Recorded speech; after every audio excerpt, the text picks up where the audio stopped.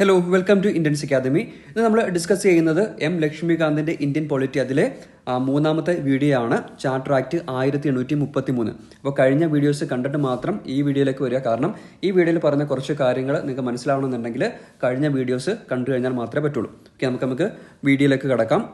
ആദ്യമായിട്ട് charter act 1833. അപ്പോൾ എന്താണ് ഈ ചാർട്ടർ ആക്ട് 1833 എന്ന് വെച്ചാൽ?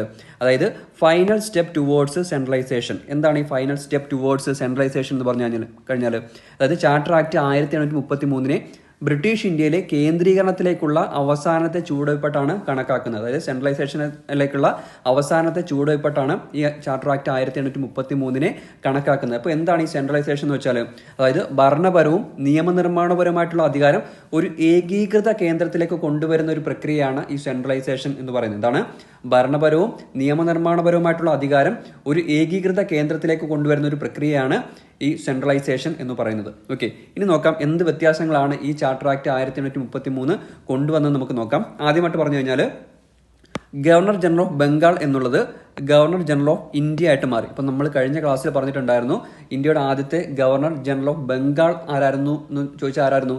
നമ്മുടെ വാറൻ ഹേസ്റ്റിംഗ് എന്ന് കഴിഞ്ഞ ക്ലാസ്സിൽ നമ്മൾ പഠിച്ചിട്ടുണ്ടായിരുന്നു. ആ ഒരു പദവി മാറ്റിയിട്ട് ഈ സെൻട്രലൈസേഷൻ കാരണം എന്ത് കൊണ്ടുവന്നു? ഗവർണർ ജനറൽ ഓഫ് ഇന്ത്യ എന്നായി മാറി. എന്താണ്? ഗവർണർ ജനറൽ ഓഫ് ഇന്ത്യ എന്നായിട്ട് മാറി. അത് പ്രധാനപ്പെട്ട ഒരു വ്യത്യാസമാണ്. ഗവർണർ ജനറൽ ഓഫ് ബംഗാൾ എന്നുള്ളത് മാറി ഗവർണർ ജനറൽ ഓഫ് ഇന്ത്യ ആയിട്ട് മാറുന്നത് ഏത് ആക്ട് അനുസരിച്ചിട്ടാണെന്ന് വെച്ചാൽ ഈ 1833 ചാർട്ടർ ആക്ട് അനുസരിച്ചിട്ടാണെന്ന് നിങ്ങൾ മനസ്സിലാക്കി വെക്കുക. ആരാണ് ആദ്യത്തെ ഗവർണർ ജനറൽ ഓഫ് ബംഗാൾ എന്ന് വെച്ചാൽ നമ്മൾ കഴിഞ്ഞ ക്ലാസ്സിൽ പറഞ്ഞിട്ടുണ്ടായിരുന്നു വാറൻ ഹേസ്റ്റിംഗ് ആണെന്ന്. എന്നാൽ ഗവർണർ ജനറൽ ഓഫ് ഇന്ത്യ ആരാണ് ആദ്യത്തെ? അതായത് നമ്മുടെ വില്യം ബെന്റിക് ആണ് ഗവർണർ ജനറൽ ഓഫ് ഇന്ത്യ എന്ന് പറയുന്നത്. അപ്പോൾ ആ ഒരു വ്യത്യാസം നിങ്ങൾക്ക് മനസ്സിലായെന്ന് വിശ്വസിക്കുന്നു.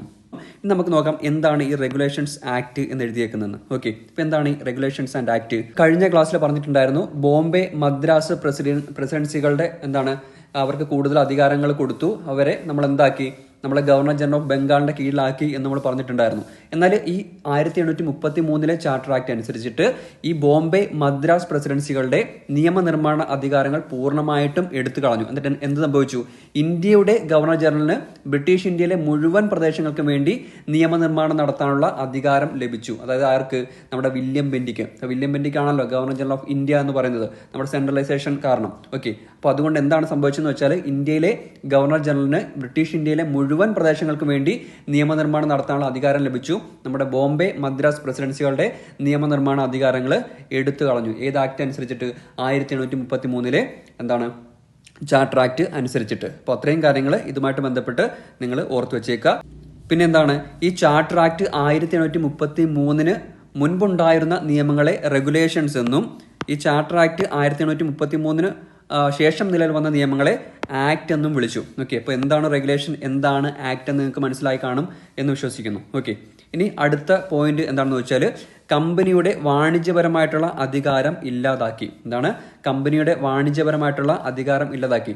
നമ്മൾ കഴിഞ്ഞ ക്ലാസ്സിൽ പഠിച്ചിട്ടുണ്ടായിരുന്നു ഈസ്റ്റ് ഇന്ത്യ കമ്പനിയുടെ വാണിജ്യപരമായിട്ടുള്ള പ്രവർത്തനങ്ങൾ നിയന്ത്രിക്കാനായിട്ടൊരു ബോഡി ഉണ്ടായിരുന്നു. അതേപോലെ തന്നെ ഈസ്റ്റ് ഇന്ത്യ കമ്പനിയുടെ രാഷ്ട്രീയപരമായിട്ടുള്ള കാര്യങ്ങൾ നിയന്ത്രിക്കാനായിട്ട് ഒരു ബോഡി ഉണ്ടായിരുന്നു. ഓക്കെ, അതെന്താണെന്ന് കഴിഞ്ഞ ക്ലാസ്സിൽ നമ്മൾ പഠിച്ചിട്ടുണ്ട്. അത് കാണാത്തവർ ആ വീഡിയോ കണ്ടു കഴിഞ്ഞാൽ അത് മനസ്സിലാവും. ഓക്കെ, അപ്പോൾ ഈസ്റ്റ് ഇന്ത്യ കമ്പനിയുടെ വാണിജ്യപരമായിട്ടുള്ള പ്രവർത്തനങ്ങൾ ഈ ഒരു നിയമം ഈ ചാർട്ടർ ആക്ട് 1833 മൂലം അവസാനിച്ചു. പിന്നെ എന്താണ്? കമ്പനി പൂർണ്ണമായിട്ടും ഭരണപരമായിട്ടുള്ള ഒരു സ്ഥാപനമായിട്ട് മാറുകയാണ് ചെയ്തത്. അപ്പോൾ കമ്പനിയുടെ വാണിജ്യപരമായിട്ടുള്ള പ്രവർത്തനങ്ങൾ പൂർണ്ണമായിട്ട് മാറി കമ്പനി ഒരു ഭരണഘടനാപരമായിട്ടുള്ള അല്ലെങ്കിൽ ഭരണപരമായിട്ടുള്ള സ്ഥാപനമായിട്ട് മാറുന്നത് ചാർട്ടർ ആക്ട് 1833 അനുസരിച്ചിട്ടാണെന്നുള്ള കാര്യം ഓർത്തു വെച്ചേക്കുക.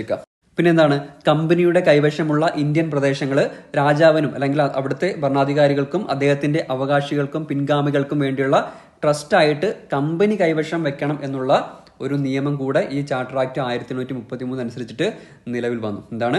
കമ്പനിയുടെ കൈവശമുള്ള ഇന്ത്യൻ പ്രദേശങ്ങൾ അവിടുത്തെ ഭരണാധികാരികൾക്കും അദ്ദേഹത്തിന്റെ അവകാശികൾക്കും പിൻഗാമികൾക്കും വേണ്ടി നമ്മുടെ ഈസ്റ്റ് ഇന്ത്യ കമ്പനി കൈവശം വെക്കണം എന്നുള്ള ഒരു നിയമം വ്യവസ്ഥ ചെയ്തതും ഈ ചാർട്ടർ ആക്ട് 1833 അനുസരിച്ചിട്ടുള്ളതാണെന്നുള്ള കാര്യം ഓർത്തു വെച്ചേക്കാം. ഇനി എന്താണ്?